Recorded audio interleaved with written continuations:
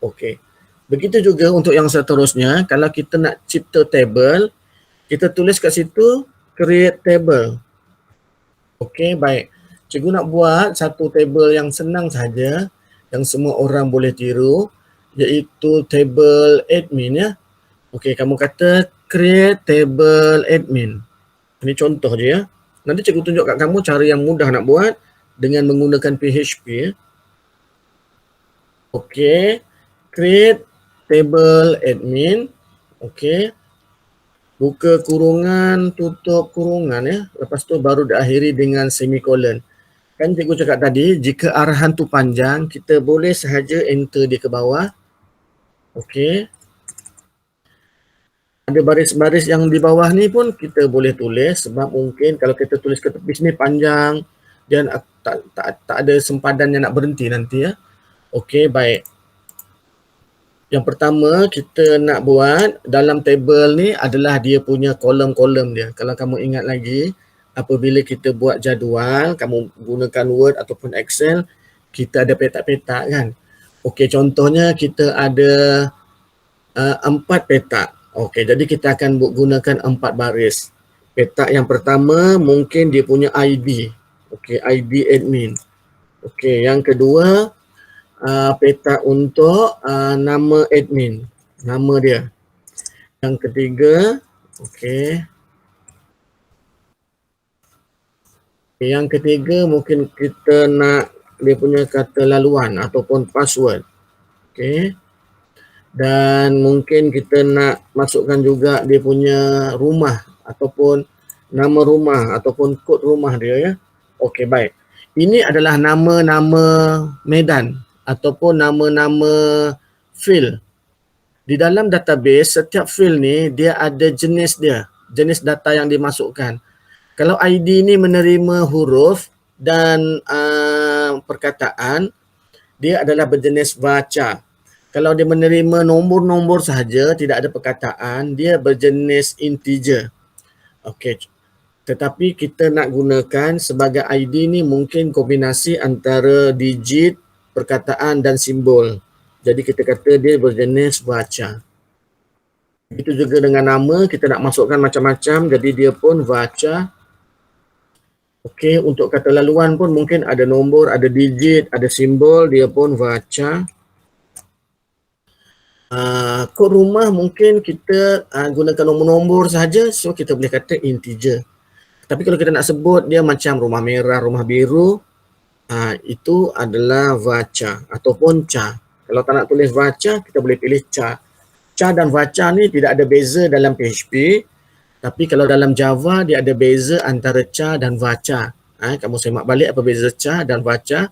Tetapi kalau dalam PHP, char dan varchar ni adalah benda yang sama ya.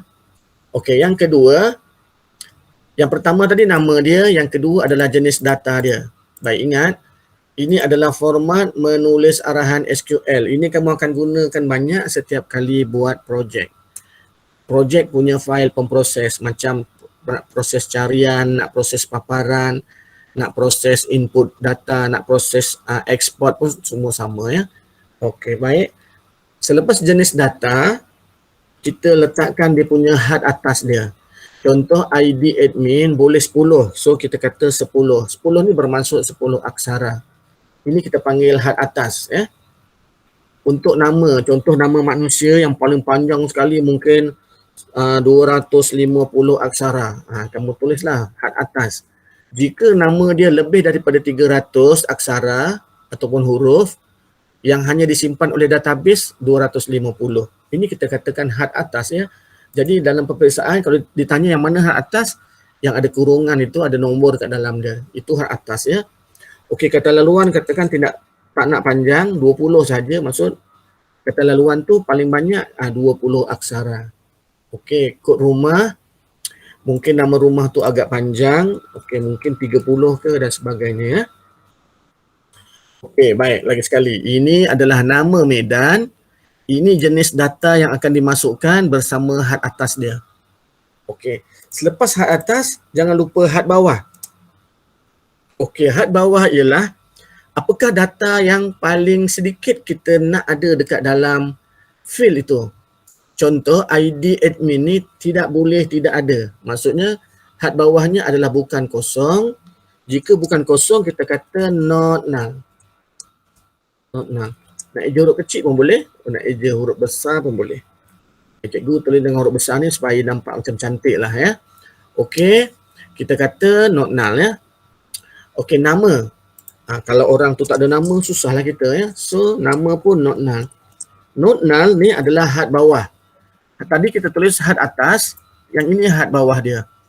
Jika kita benarkan medan tu tidak ada data, maka had bawah dia kosong.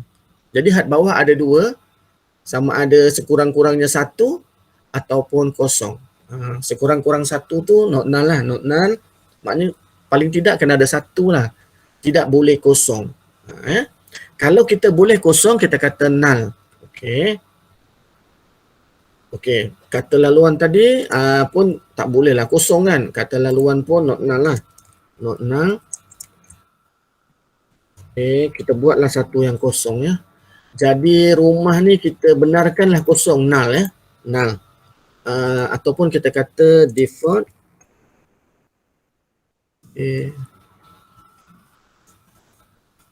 Maknanya kita siap-siap kosongkan. Siap-siap kosongkan. Jadi tidak ada ke rumah untuk admin. Mungkin admin tu bukan dia guru rumah ya. Mungkin dia SU sukan, so dia tak ada rumah. Kalau admin tu guru rumah sukan, mungkin dia ada rumah lah. Kalau begitu juga dengan permainan. Mungkin kod rumah tu tukar dengan kod pasukan pun boleh. Kod pasukan ataupun kod selain daripada pasukan, kamu boleh namakanlah kumpulan ke, kod kumpulan dan sebagainya. Okey, ini adalah arahan SQL dia. Dia punya run masih sama, capai DB, lepas tu laksanakan arahan SQL. Ini tidak berubah. Yang berubah hanya dia punya kod untuk SQL saja. Okey. Lagi sekali, kalau baris tu terakhir tak payah ada koma ya. Baik, ini baris yang terakhir so tak ada koma. Macam inilah ya. Okey, run. Bukan lagi database, kita dah tukar. Sekarang ini adalah table ya. Jadi table tu kita kata table berjaya dibina. Table gagal dibina. Nama sudah digunakan. Kalau table admin ni sudah ada, so kita kena tukar nama lah. Ya. Tadi buat database, sekarang kita save as, buat table ya. Buat table. .php. Tak tulis pun tak apa. Tadi kita buat database, sekarang kita buat table. So kamu boleh run ya. Okey, sekali lagi. Baik. Selepas kamu tulis coding ini, okey, kamu tulis coding SQL create table admin sehingga semua nama field ada 4 nama field, ada 4 jenis data, ada 4 had atas dan 4 had bawah. Okey. Arahannya ialah create table ya. Kemudian kita gunakan run yang tadi sahaja dan kita ubah pada dialog ini sahaja. Dan bila kita run, okey, sebenarnya dia run. Table berjaya dibina dia kata ya. Jadi bila kita pilih di dalam kita punya PHP My Admin, kamu pilih nama table, nama database Azmi dan dekat dalamnya sudah ada table iaitu table admin. Bila kamu klik pada table admin, dia bagi tahu dekat dalam tu belum ada data. Kamu lihat dekat bawah ni, ID admin belum ada, nama belum ada, kata laluan belum ada, kod rumah pun belum ada. Okey, kepada pelajar yang tadi keliru sebab cikgu ada tukar-tukar arahan, jadi cikgu share yang ini dekat dalam kamu punya grup Telegram ya. Kamu boleh tengok kat situ. Okey. Dan kamu tengok kat situ, cikgu dah share kod untuk buat table ini. Okey. Baik. Satu cara lagi tadi cikgu kata, kita boleh buat table dekat menggunakan PHP My Admin ya. Okey. Cikgu akan tunjukkan contoh buat table acara contoh ya. Jadi seperti tadi juga kita pilih nama database dahulu. Bila kita pilih nama database, dekat atas ni akan keluar database name ya, Azmi DB1. Okey. Pada arahan structure ini kita sudah ada admin. Dan kalau kamu lihat dekat bawah, dia ada arahan create table. Okey, bila nak menggunakan arahan PHP admin, kamu kena buat juga sama seperti tadi. Yang pertama, namakan dia punya table. Contoh table dia bernama acara. Kalau tadi cikgu dah rancang nak buat 4 kolom ataupun 4 field, iaitu admin, nama, kata laluan dan kod rumah. Jika di dalam acara kamu nak buat 3, kamu kena bagi tahu acara ni mempunyai 3 kolom. Okey, contoh cikgu akan masukkan kod acara, nama acara dan kategori ya. Jadi 3 yang cikgu nak jadikan dia punya medan. Jadi cikgu kata 3 dekat sini. Bila kita klik pada butang go, okey lagi sekali ya.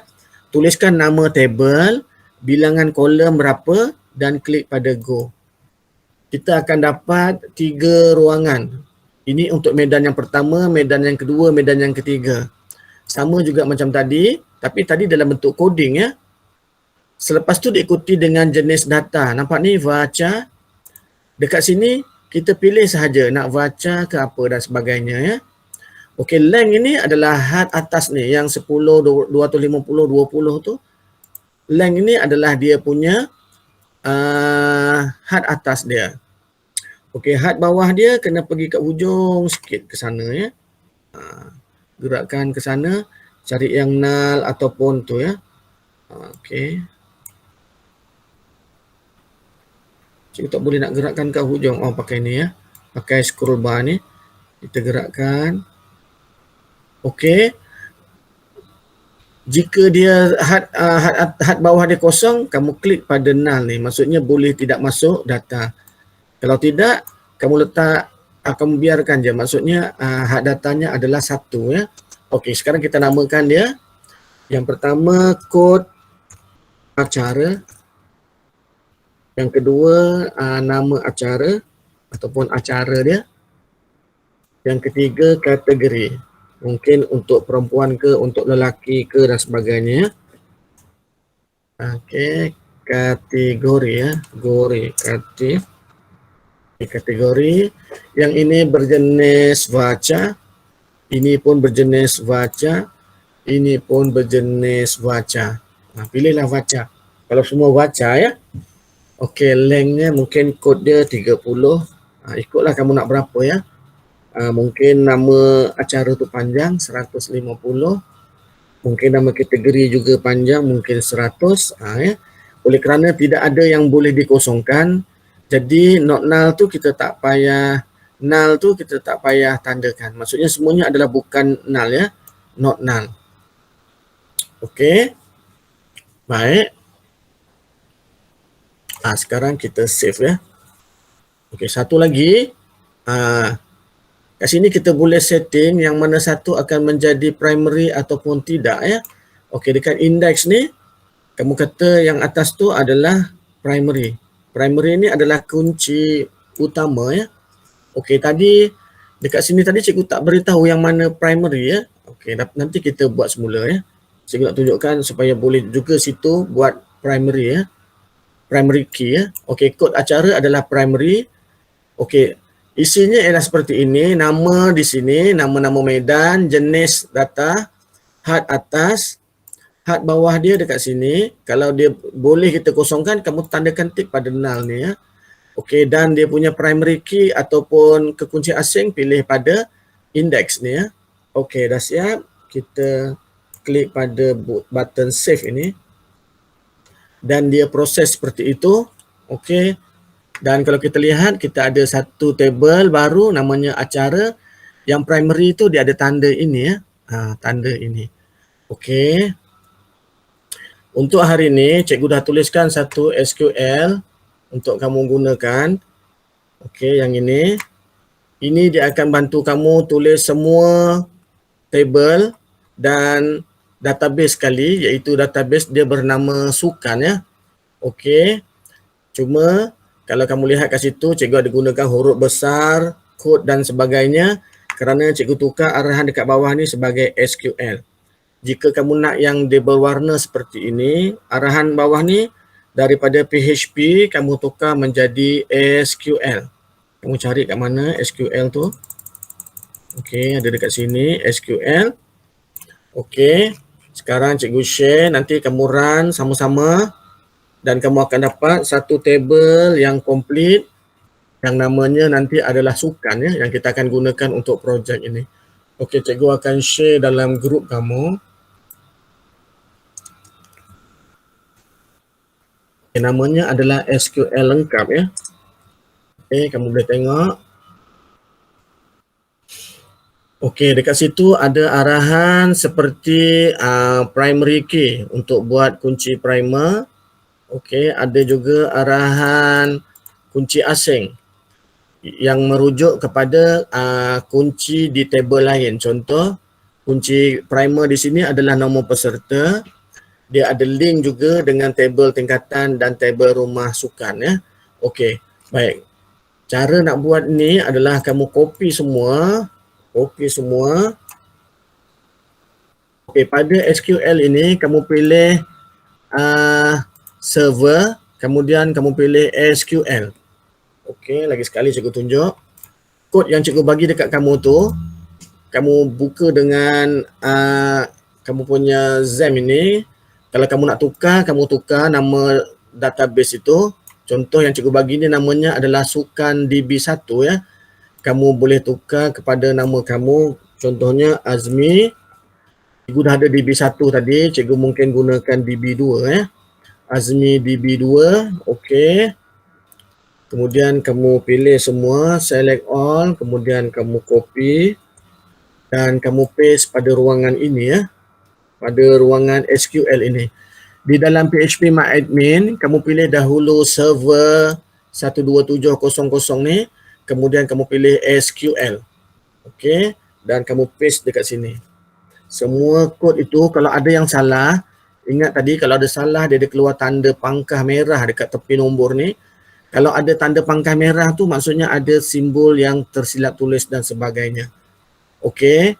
Kita akan buat database Azmi DB2, kita akan buat table tingkatan, table rumah sukan, table acara. Okey, kamu tengok table acara ni kod dia tadi sama macam cikgu tunjuk tu. Table admin begini kodnya. Cuma dekat dalam admin ni kita ada masukkan satu username bernama admin dan kata laluannya ABCD1234. Kalau kamu nak ubah, kamu ubahlah ya. Okey, kita ada table peserta, table pertandingan. Ini contoh saja. Kalau nanti kamu nak buat lain, kamu tukarlah nama tu ya. Kalau kamu buat mungkin table pertandingan bercerita, mungkin dia tidak adalah pasukan, kamu buanglah rumah sukan ni ya. Tingkatan mungkin ada. Okey, contoh ini kita run dia, klik pada butang go ini. Jika dia berjaya, kamu refresh dekat sini dan ada satu database yang kedua ni iaitu Azmi DB2 ni dan ada table-table ni semua di bawahnya. Okey, ini adalah cara untuk buat table. Kalau kamu buat satu-satu macam yang kita buat sebelum ni tadi, buat satu-satu, kita gunakan arahan di dalam PHP ataupun kita gunakan arahan dekat sini kita pilih create table macam tadi kan.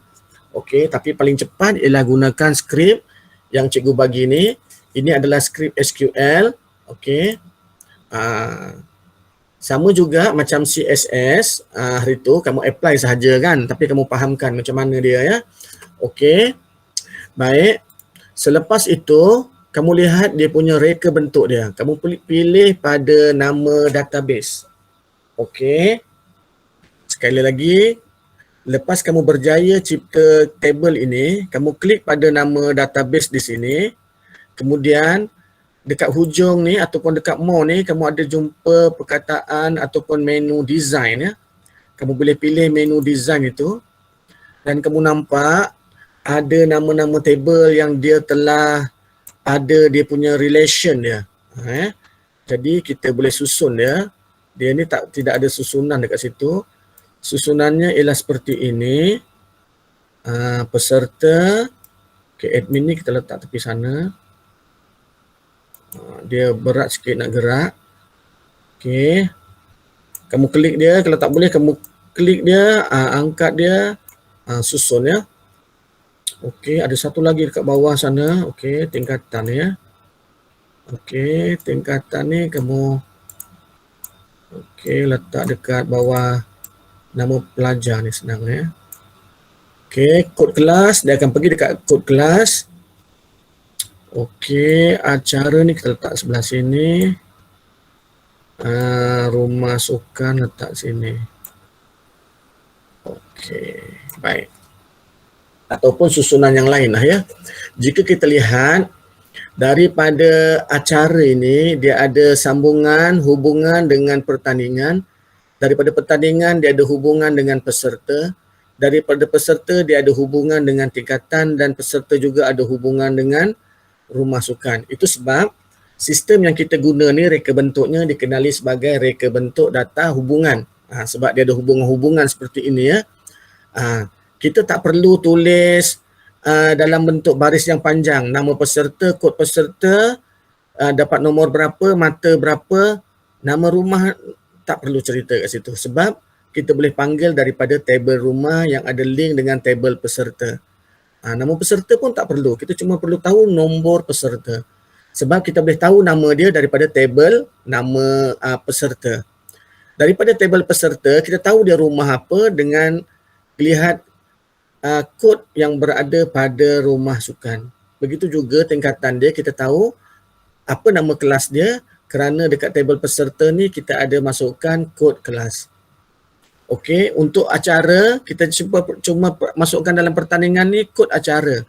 Nama acaranya semua ada dekat acara. Jadi semua senarai acara kita sekali isi sahaja. Tak perlu tulis nama peserta, nama dia, nombor dia, tingkatan mana, lepas tu acara apa dia ambil, tak perlu. Ambil nombor peserta, kod acara dan kedudukan dia sahaja. Ya. Jadi itu kegunaan database ya sebenarnya. Kegunaannya ialah untuk kita merekod dengan pantas. Mana yang kita rekod adalah sikit sahaja. Selebihnya semua sudah ada dekat dalam pengkalan data. Contohnya, kita nak cari nama orang, kita masukkan IC sahaja. Daripada IC itu dia boleh cari siapa orang tersebut. Ya. Itu adalah bagaimana database berfungsi ya. Baik, design ini lepas kamu dapat seperti ini, kamu print screen, kamu dapat dua markah untuk reka bentuk pengkalan data. Ya.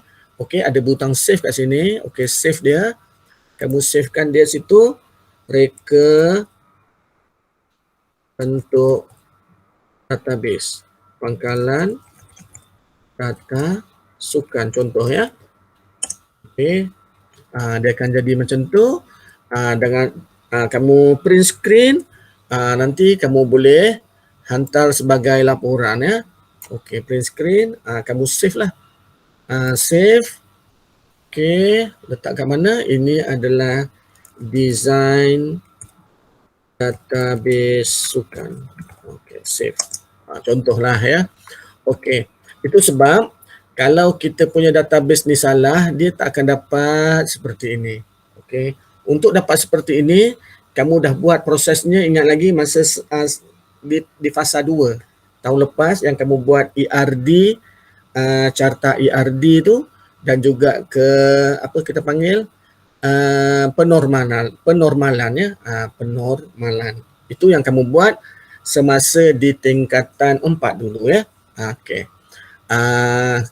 Baik, coba akan terangkan sedikit tentang penormalan tu kalau kepada yang sebelum ini dia mungkin masih keliru apakah fungsi penormalan ni kan.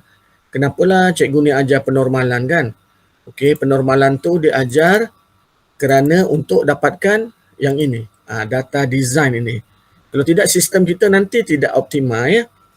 Okey, kamu dah buat masa semester masa tingkatan 4 tapi kamu masih tak tahu kenapalah perlu buat semua-semua tu kan.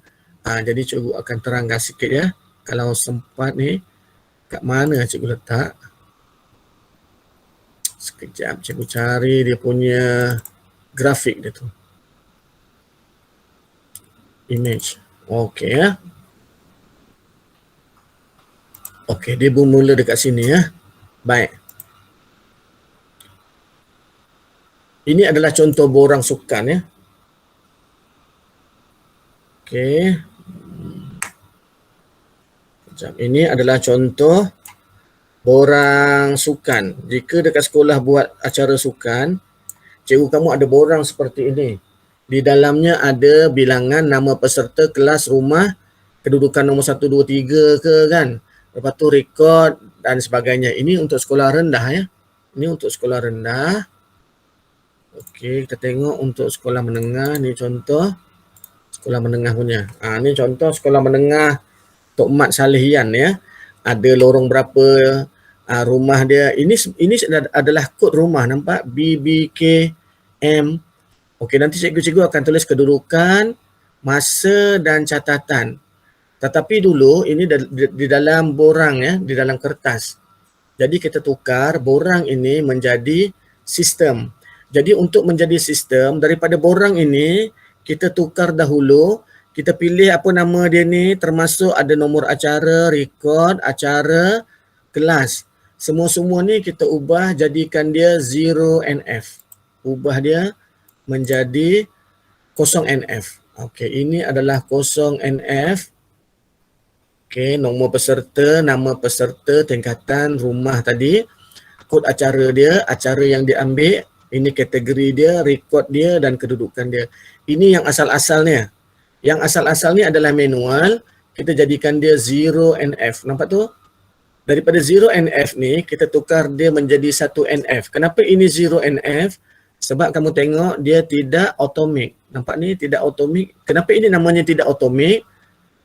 Ini satu baris, tiba-tiba pecah jadi dua baris. Yang automik ialah 1NF. Okey, kita lihat 1NF. Okey, kita lihat 1NF. 1NF ni dia automik kerana semuanya berada dalam satu baris. Nampak? Semuanya berada dalam satu baris. Dia akan jadi 1NF. Dan kita boleh kenal pasti di sini ada KPKA, di sini ada KPKA. KPKA itu apa? Kunci komposit. Kenapa kunci komposit? Dalam satu jadual ada lebih daripada satu kunci. Nampak? Sini ada kunci, sini ada kunci. Kita tak boleh kata kunci primary. Sini kunci asing. Kedua-duanya primary asing, primary asing. Okey. Tetapi apa yang berlaku di sini ialah pengulangan data.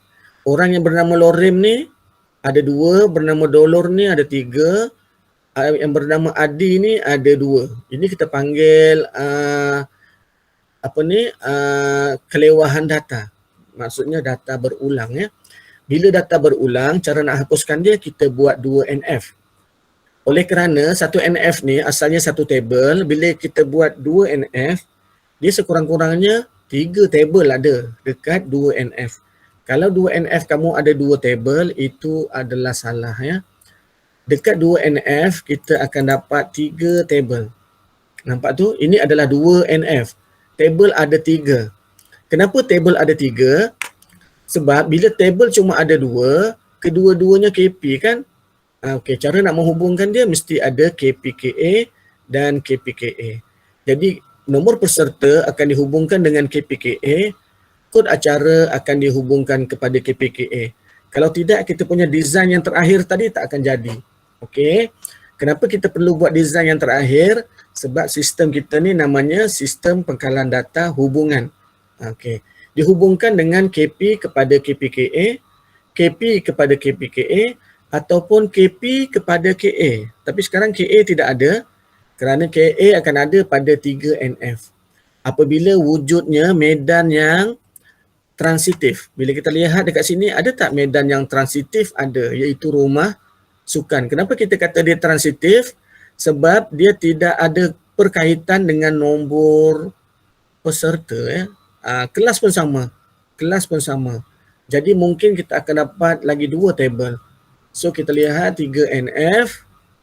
3NF kita ada table kelas dan table rumah sebab kita pecahkan daripada sini tadi.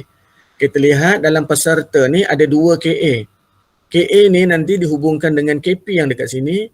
KA yang dekat sini akan dihubungkan dengan KP yang dekat sini. Okey, jadi hubungannya KP dengan KPKA, KP dengan KPKA, KP dengan KA dan KP dengan KA. Sekarang ni sudah selesai sebab sudah tidak wujud kebergantungan transitif. Bila tidak ada kebergantungan transitif, kita katakan keadaan ini sebagai mempunyai kebergantungan fungsi sepenuh. Jadi penormalan kita selesai dan kita dapatlah berapa table? 1, 2, 3, 4, 5. Sama seperti table yang kita buat tadi tu. Dia wujud daripada satu table yang berada pada 0 NF. Ini kamu dah belajar masa dahulu di tingkatan 4. Cikgu rasa kamu mungkin tak faham ataupun lupa. Nanti minta cikgu kamu terangkan balik pasal penormalan daripada 1 NF yang ada satu table. Kenapa sampai 3 NF? Dia ada 3 ataupun 5 table kat sini ya. Kerana kita hendak menghasilkan pengkalan data hubungan ya. Okey, kita dah dapat pengkalan data berjenis hubungan. Tapi kita ada tambah satu table lagi tadi iaitu table admin. Table admin ni dia KP sahaja, dia tak ada KA sebab dia tidak ada kaitan dengan yang lain-lain tu. Dia digunakan untuk buka subfolder admin sahaja. Ya. Okey, baik. Jadi kita kembali dekat sini. Kalau sejarah dia macam mana dapat table-table ini semua? Jawapannya daripada proses yang cikgu terangkan tadi yang dinamakan sebagai proses penormalan. Okey, asalnya ada satu table saja. Dia pergi dekat 1 NF, kemudian 2 NF, kemudian 3 NF. Dia terus dapat menjadi 5 table yang ada link ini ya, 5 ya, 1, 2, 3, 4, 5. Yang ini kita tambah. Admin ni untuk pengurusan kita.